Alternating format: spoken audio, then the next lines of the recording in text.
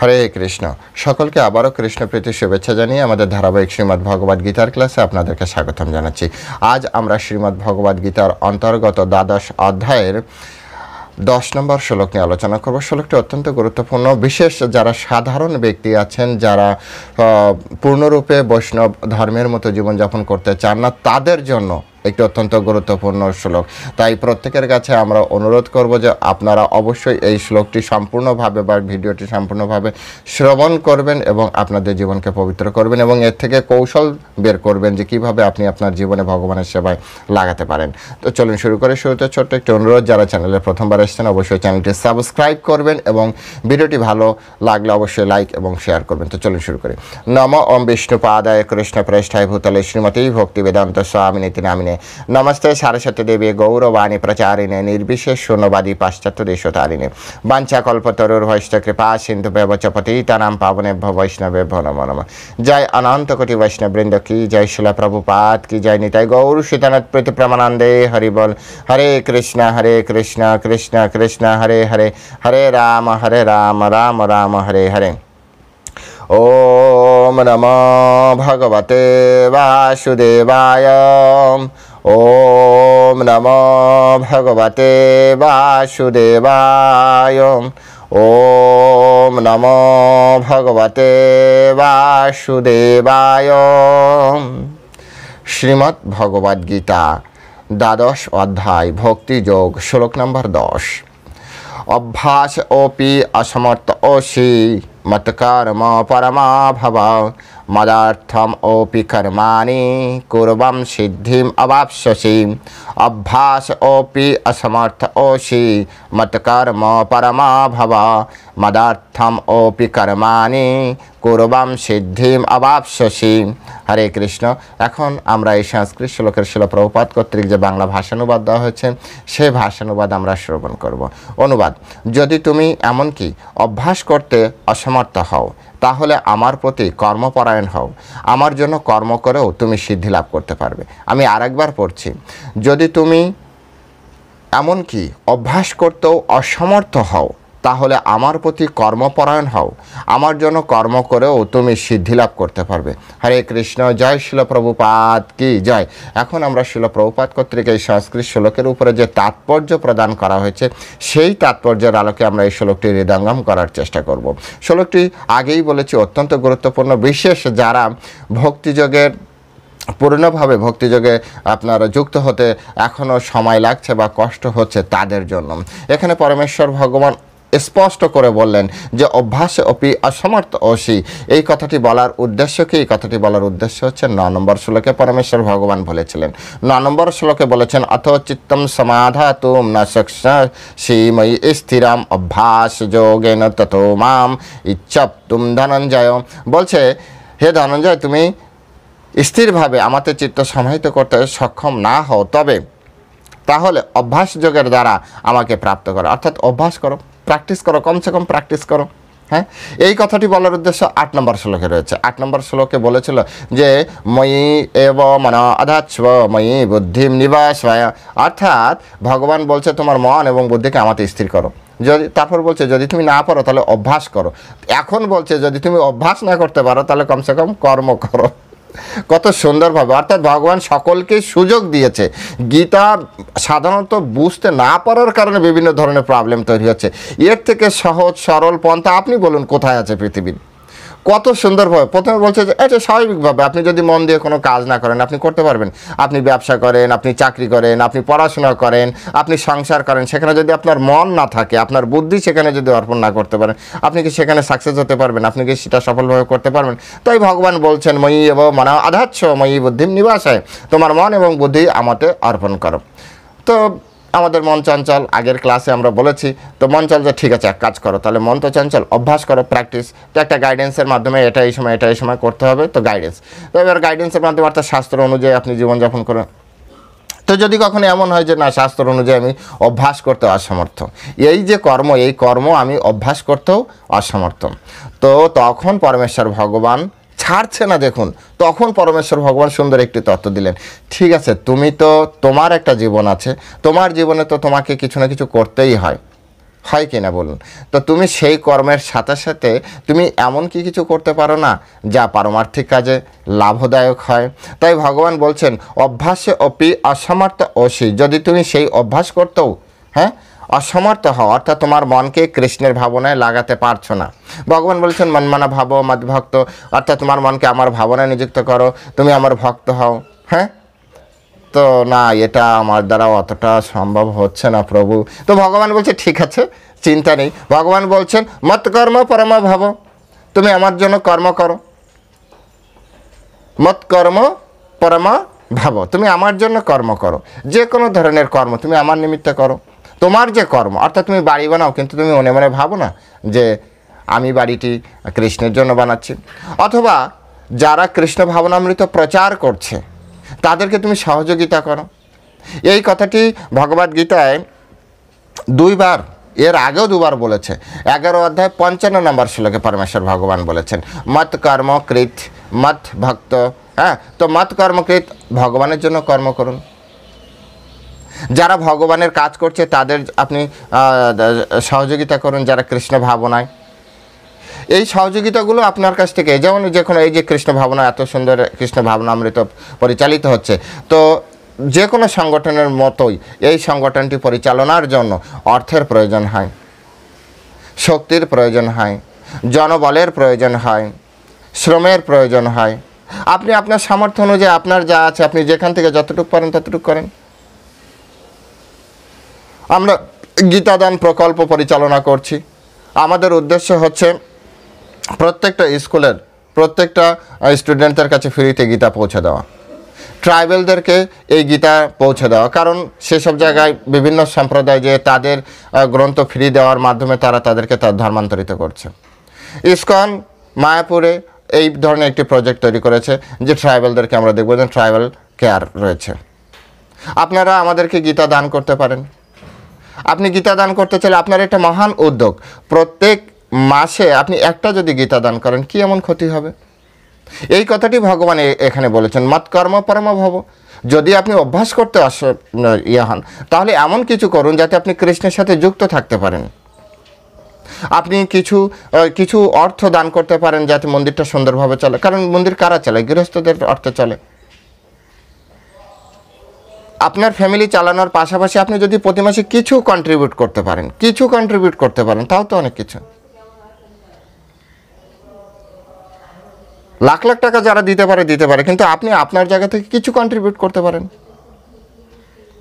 তো আপনার এই অর্থটি ভগবানের সেবায় লাগছে। এটাই বলেছে মত কর্ম পরম ভব, তুমি আমার জন্য কর্ম করো। অর্থাৎ যজ্ঞার্থাৎ কর্ম ন, যজ্ঞের নিমিত্ত কর্ম করো, অর্থাৎ এমন কর্ম করো যা যজ্ঞের সাথে যুক্ত হয়ে যায়। দেখুন, আমার ঘর চালাতে কত অর্থের প্রয়োজন হচ্ছে, কত বুদ্ধির প্রয়োজন হচ্ছে। আপনি আপনার এলাকায় যারা প্রচারে যাচ্ছে তাদেরকে সহায়তা করুন, বুদ্ধি দান করুন। বুদ্ধি দান করতে পারেন না, প্রভু আমার বুদ্ধিও নেই, আমার অর্থও নেই, তো আপনি তাকে আপনার ঘরে একটু আশ্রয় দিয়ে আপনি সহযোগিতা করুন। অথবা আপনার পরিচিত কোনো ব্যক্তি, তার সাথে পরিচয় করে দিন যার কাছে সে একটা গীতা প্রদান করতে পারে। কতভাবে সহযোগিতা করা যায়, বিভিন্নভাবে আপনি আপনার সব কিছুকে সহযোগিতা ভগবানের সেবায় নিযুক্ত করতে পারেন। মত কর্ম পরমা ভাব, বিভিন্নভাবে আপনি সহযোগিতা করতে পারেন। এমন নয় যে না আমি এটা করতে চাই না।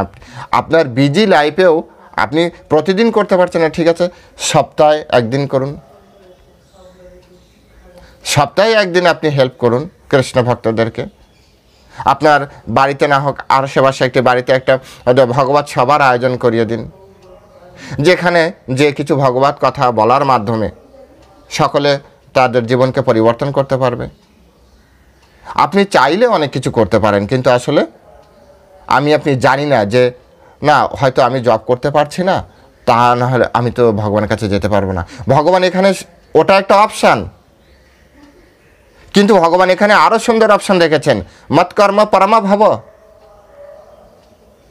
এবং প্রশ্ন আসতে পারে যে প্রভু এরকম করলে তাহলে কি আমরা উদ্ধার হব? ভগবান এখানে বলছেন মদার্থমপি কর্মাণি কুর্বন সিদ্ধিম অভাবশেষী, তাহলেও আপনি সিদ্ধি লাভ করতে পারবেন। একটা যোগী যেমন সিদ্ধি লাভ করে তপস্যা করার মাধ্যমে, আপনিও সিদ্ধি লাভ করতে পারবেন। এটা আমার বচন নয়, এটা ভগবানের বচন। ভগবান বচন দিয়েছেন, ভগবান প্রতিজ্ঞা করেছেন, ভগবান কথা দিয়েছেন। এই পৃথিবীর কোনো সাধারণ ব্যক্তি আপনাকে কথা দিচ্ছে না, পরমেশ্বর ভগবান যে নিজের প্রতিজ্ঞা ভেঙে ভক্তের প্রতিজ্ঞাকে রক্ষা করে, যিনি নিজের সব কিছু ত্যাগ করে ভক্তকে রক্ষা করেন, সেই ভগবান আপনাকে কথা দিচ্ছেন মাদার্থমপি কর্মাণি, আপনি যদি ভগবানের জন্য কর্ম করেন, আপনার পরিবার যদি চলতে পারে কোনো না কোনোভাবে, আপনি মাসে একটা গীতা দান করতে পারেন না? যে গীতার মাধ্যমে ভগবানেরই সন্তান, এই জগতে সবাই আমরা ভগবানের সন্তান, তো সেই ভগবানের সন্তান যাদেরকে আপনি হয়তো বোঝাতে পারবেন না, তাদেরকে ইসকনের ভক্তরা যে বোঝাতে পারবে, তাদেরকে হাতে একটা গীতা দিতে পারবে, এইটুকু আপনি করতে পারেন না? শুধু মানসিকতার প্রয়োজন, ভগবানের উপরে পূর্ণ বিশ্বাস এটির প্রয়োজন, আর সবথেকে বেশি যে প্রয়োজন সেটি হচ্ছে এই ধরনের জ্ঞানের। এইভাবে আমাদেরকে কেউ এখনো বোঝায়নি, বাস্তবিক এইভাবে আমাদেরকে কেউ বোঝায়নি যে একজন ব্যক্তি কর্ম করেও সে সিদ্ধি লাভ করতে পারে, কিন্তু সেই কর্মটা ভগবানের সাথে যুক্ত কর্ম, ওই কর্মটা আপনার সংসারের কর্ম নয়। সংসারের কর্মটি কর্ম, কিন্তু এই কর্মটি হচ্ছে আপনাকে মুক্ত করবে, সিদ্ধি লাভ দিবে। যেভাবে চৈতন্য চরিতামৃতে স্পষ্ট করে বলা রয়েছে,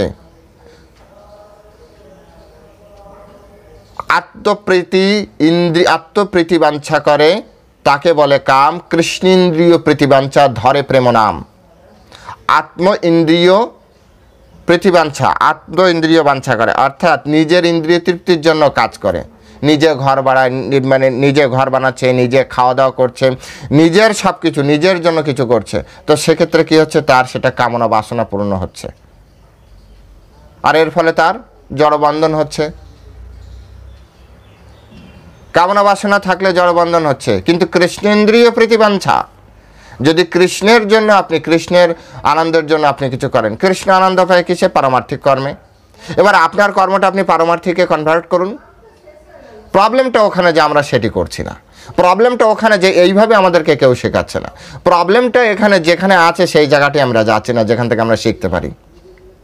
আমরা তাদেরকে আপন ভাবছি যারা এই বিষয় শেখাবে না, আমরা তাদেরকে আপন ভাবি যারা আমাদেরকে কি বলে মাথায় টুপি পরাতে চায়, কিন্তু যারা এই বিষয়টি সুন্দরভাবে শেখাচ্ছে তাদের কাছে, আমাদের এটা কলির প্রভাব, তাদের দেখলে আমাদের অ্যালার্জি তৈরি হয়।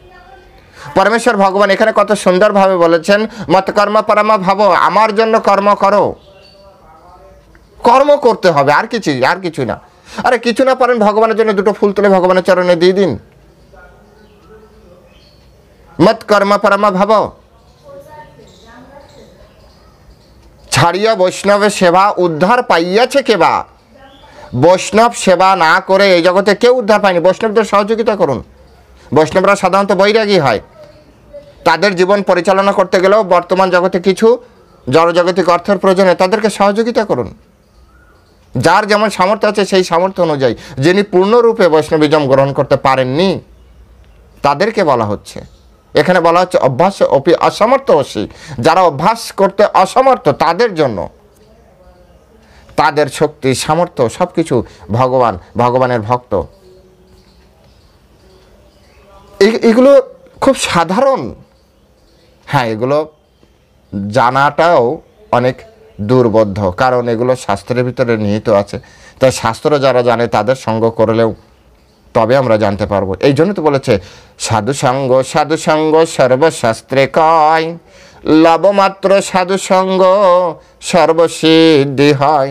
শুধুমাত্র সামান্য সাধুসঙ্গের মাধ্যমে সব কিছু প্রাপ্তি হয়। সাধু সঙ্গেই তো আপনি এগুলো জানতে পারবেন। আর এই জগতে আমাদের সবার সঙ্গ হয়, বন্ধু বান্ধব আত্মীয় স্বজন নায়ক নায়িকা নেতা সবার সঙ্গ হয়, শুধুমাত্র সাধু সঙ্গ আমাদের জীবনে নেই। আর এটা কলির প্রভাব। যার সাথে সঙ্গ করলে জীবন উদ্ধার হয়, এমনকি অনেক সময় এমন হয় সাধুর নামে কপট সাধুর সঙ্গ করে।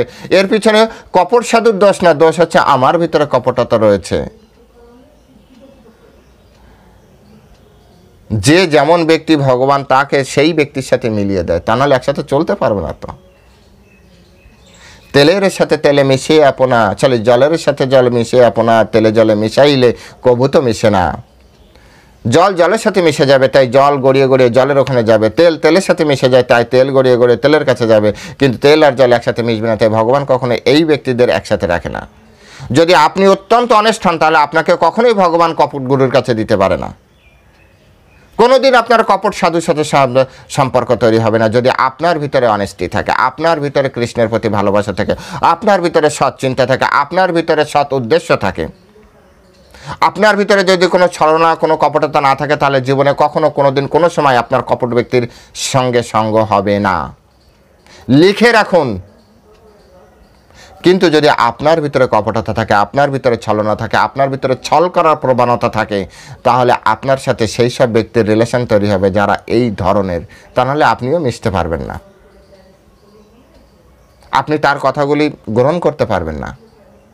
চালাক ব্যক্তি সবসময় চালাক ব্যক্তির সাথে মেশে, নেতা সবসময় নেতার সাথে মেশে, ইঞ্জিনিয়ার ইঞ্জিনিয়ারের সাথে মেশে, ডাক্তার ডাক্তারের সাথে মেশে, ঠিক তেমনি ভক্ত ভক্তের সাথে মিশিয়ে দেয় ভগবান।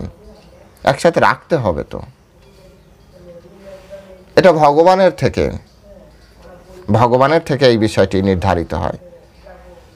এর জন্য আপনি কত ভালো ভক্ত সঙ্গ চান, এর থেকে বড় হচ্ছে আপনি নিজে কতটা ভালো ভগবানের কাছে সারেন্ডার করেছেন, নিজে কতটা ভগবানের সামনে নিজেকে শরণাগতি প্রদান করিয়েছেন। বিচার করুন এভাবে। চৈতন্য চরিতামৃতে বলা হচ্ছে, সনাতন গোস্বামীকে শিক্ষা দিতে যে চৈতন্য মহাপ্রভু স্বয়ং বলেছেন, নামে রুচি জীবে প্রেম বৈষ্ণব সেবন, ইহা হইতে ধর্ম নাই শুনো সনাতন। নামে রুচি জীবে প্রেম বৈষ্ণব সেবন, ইহা হইতে ধর্ম নাই শুনো সনাতন। হে সনাতন, সনাতন গোস্বামীকে বলা হচ্ছে, তুমি শোনো যে ভগবানের নাম, হরে কৃষ্ণ মহামন্ত্রে, এই নামে রুচি, জীবে প্রেম, প্রত্যেকটা জীবের প্রতি ভালোবাসা, নামে রুচি জীবে প্রেম, আর বৈষ্ণবদের সেবা করা, এর থেকে বড় কোনো ধর্মই নেই এই জগতে। কতজন ব্যক্তি আছে আমি আপনি এই কাজটি করি, সহজ কাজ না? ওই কাজটি বলেছে মৎকর্ম পরম ভাব, নামে রুচি মানে কৃষ্ণের জন্য হচ্ছে না তো জীবে প্রেম, জীবে প্রেম কিভাবে হবে? জীবে সম্মান দিবে জানি কৃষ্ণ অধিষ্ঠান। না আমি পাখি প্রেমী, ভালো, আমি বৃক্ষপ্রেমী, তাও ভালো, কিন্তু বৃক্ষপ্রেমীর ভিতরে যদি এই চেতনা না থাকে, জীবে প্রেম, জীবে সম্মান দিবে জানি কৃষ্ণ অধিষ্ঠান, জীবের মধ্যে কৃষ্ণ আছে, এই তত্ত্ব হৃদয়ঙ্গম করে প্রত্যেকটা জীবকে আপনি সম্মান প্রদান করবেন। যেভাবে আমাদের এরা রয়েছে, যত্র জীব তত্র শিব, যেখানে জীব দেখেন সেখানেই শিব দেখতে হবে। এই তত্ত্ব বিচার করে আপনাকে তারপরে প্রেম করতে হবে। শুধু শুধু প্রেম করলে তাতে খুব বেশি লাভ হবে না। সেজন্য বলছে মৎকর্ম পরমা ভব, ভগবানের জন্য কর্ম করতেন, ভগবানের জন্য কর্ম করুন, তবে আপনি অবশ্যই সিদ্ধি লাভ করতে পারবেন। বলছেন মদার্থম অপি কর্মাণি কুরবান, যদি আপনি ভগবানের জন্য কর্ম করেন, মদার্থম অপি, মদ মানে আমার, অর্থম মানে আমার জন্য, মদার্থম অপি কর্মাণি, যদি আপনি কর্ম করেন, মদার্থম অপি কর্মাণি, ভগবানের জন্য কর্ম। ভগবানের জন্য কর্ম কীভাবে? ভগবান বলছেন যজ্ঞার্থাৎ কর্ম না, যজ্ঞের নিমিত্ত কর্ম করো। ভগবান বলছেন ঠিক আছে এটা হচ্ছে না, যজ্ঞের নিমিত্ত কর্ম করা হচ্ছে না, তো ভগবান বলছে যত করো সে তুমি যা করো, যত আসনাসি তুমি যা খাও, জুহসি তুমি যে যজ্ঞ করো, অর্থাৎ তুমি যা কাজ করছো, দদাসি যা তুমি যা দান করো, তৎকুরুষু সেটা করো, মাতার্পণা আমার জন্য।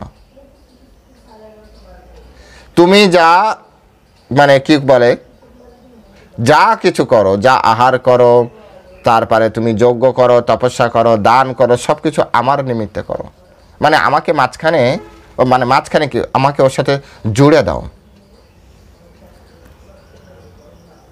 ভগবানের সাথে জুড়ে দিন। আপনাকে বিভিন্ন জায়গায় ফ্যামিলি পার্টিতে যেতে হয়, হয় কি না? তো সেখানে কিছু না কিছু দান করতে হয়, এটা করা যায় কি না যে আপনি সেখানে গীতা দান করছেন? যায় কি না? তাই বলে এবারে 5 টাকার ছোট ছোট গীতা দিবেন না। যেমন আপনার এই জামাটা, একজন ব্যক্তিকে জামা দান করলেন, জামাটা ছোট জামা দিলেন, তাতে যেমন তার কোনো কাজে আসবে না। 5 টাকার গীতা দেন, আপনার কোনো কাজে আসবে না। বৃক্ষ দান করলেন, তো মরা শুকিয়ে যাওয়া বৃক্ষ দান করলেন, তো তাতে কোনো কাজে আসবে না।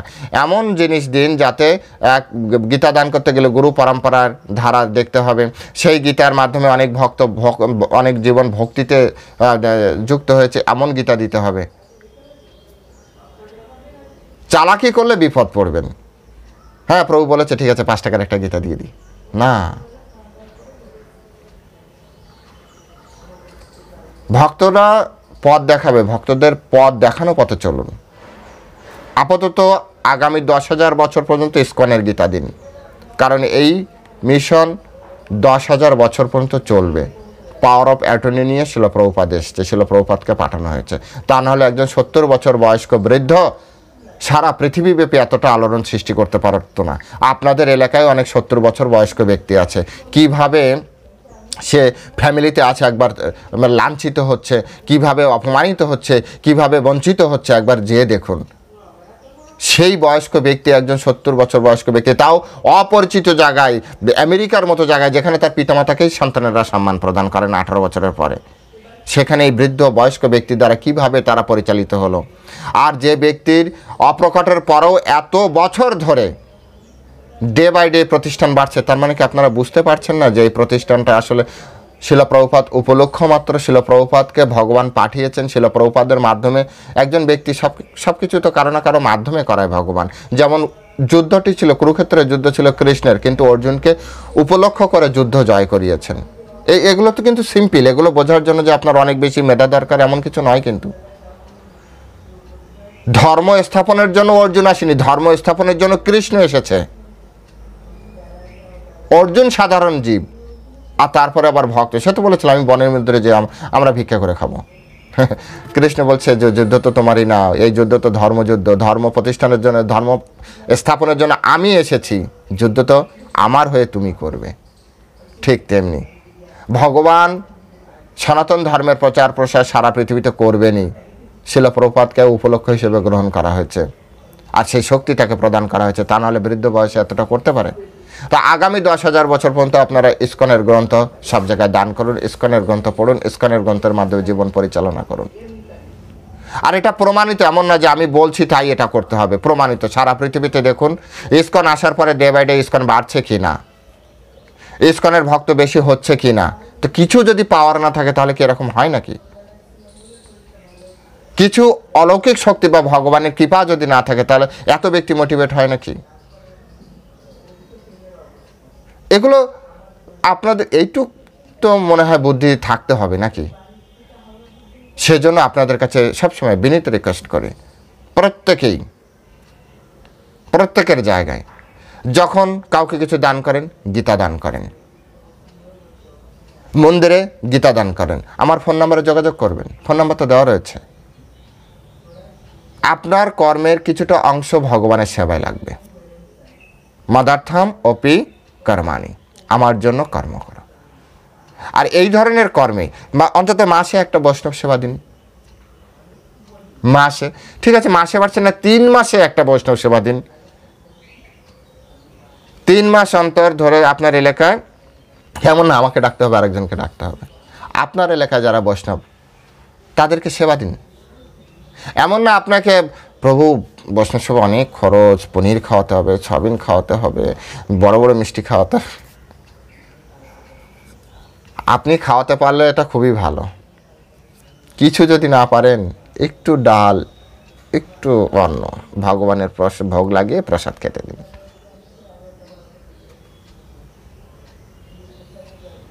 কিছু করুন, এমন কিছু করুন যাতে কিছু বৈষ্ণব আপনার গৃহে আসে, বৈষ্ণবের পদধূলি আপনার গৃহে প্রদান করে, এবং বৈষ্ণবের পদধূলির মাধ্যমে আপনার গৃহ পবিত্র হয়। বলবেন আমার গৃহকে অপবিত্র, যে ওনাদেরকে ডেকে নিয়ে আসতে হবে? যাদের বৈষ্ণব সম্পর্কে আইডিয়া নেই তারা এই ধরনের মন্তব্য করতে পারে, কিন্তু যাদের কিছুটা ধর্মে একটু সফট কর্নার বলে না, সফট কর্নার আছে, তারা জানে যে বৈষ্ণব কী জিনিস। চৈতন্য মহাপ্রভু এমনি এমনি বলেনি ছাড়িয়া বৈষ্ণব সেবা উদ্ধার পাইয়াছে কেবা। বৈষ্ণব সেবা না করে কেউ কখনো উদ্ধার পেতে পারে না। সিধা মায়াপুরে আমরা সেবা করছি, বিশেষ আমি গ্রন্থ প্রচারক ক্যাম্পাস প্রিচিংয়ে রয়েছি। এরপরও যখন যখন প্রোগ্রাম হয় না, আমাদের মহারাজ আমাদেরকে নিয়ে বসে এবং প্রত্যেক মিটিংয়ে একটা কথা বলে, সেটা কি জানেন? শুনবেন, যে এই যে এখন যখন তীর্থযাত্রী আসছে, এদের ভিতরে বড় বড় মহাত্মাও আসে, এদের সাথে সুন্দরভাবে কথা বলবেন। আপনি জানেন না আপনার সামনে কোন বেশে কে আসছে, তাদের যতটুক সেবা আপনার জায়গা থেকে সেবা করুন। ধামে এসে মানে দাদাগিরি করার জন্য ধামে আসা না। ধামে আসা মানে হচ্ছে কি, ভগবানের পার্মানেন্ট লেবারের খাতায় নাম লেখানো। লেবার বৃত্তি বুঝছেন তো, চাকর। বিষয়টা হচ্ছে কেমন বোঝায়, যে এই জগতে সবাই কৃষ্ণের আপনজন, প্রিয়জন, তার ফ্যামিলির লোক, আর আমাকে রাখা হয়েছে এই বাড়িতে চাকর করে তাদের সেবা করার জন্য। তাদের সাথে মিষ্টি ভাষায় কথা বলা, তাদের কিছু একটা এনে দেওয়া, বা তারা যেটা জানতে পারছে না সেটাকে জানানো। ট্রেনিং দেখেছেন? এটাকে বলা হয় বৈষ্ণব সেবা। যার যেখানে যতটুকু সামর্থ্য আছে, ছাড়িয়া বৈষ্ণব সেবা। সামর্থ্য অনুযায়ী কিছু না কিছু প্রদান করেন। আমাদের অত ইনকাম নেই, সেজন্য আমরা হয়তো অতটা কিছু করতে পারি না। সামর্থ্য অনুযায়ী করার চেষ্টা করি।